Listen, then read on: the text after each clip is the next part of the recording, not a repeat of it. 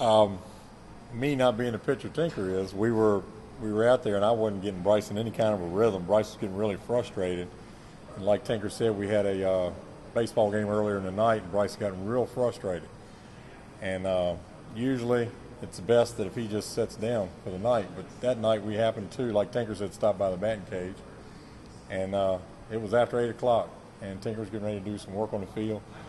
And I'll never forget, I just figured that night was going to be a waste. And so I asked Tinker if he would help. I had never met Tinker. I introduced myself when we got there. And Tinker sat down and started throwing it. And literally in 15 minutes, I could see the expression on my son's face change. And I mean, he would have stayed longer. Unfortunately, it got dark. But it wasn't long after that Bryce, it was All-Star time. That was the game we had in Waynesboro that he didn't do quite as well in before Tinker got a hold to him. But anyway, in the district tournament, in his first year, he got MVP. And I tell you, Tinker and people Tinker have taught have been great with Bryce. And basically what I do is bring him to them and then get out of the way because it just seems like he does better. They relate well and he listens well. I had thought about it for a while, but then one year I just decided I really wanted to play, and I tried it, and I wasn't doing so good. And then I worked with Tinker, and it felt a lot better. What Tinker showed me, it made me feel a lot more confident and made me real anxious to get another at-bat next time.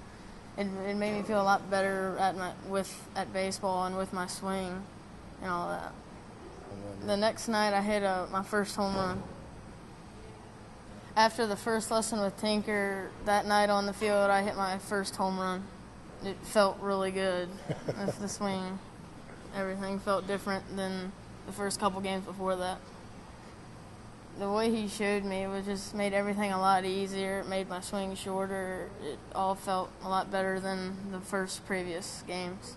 Walking around, I didn't know what to expect because I didn't know how quick he would take to the instruction.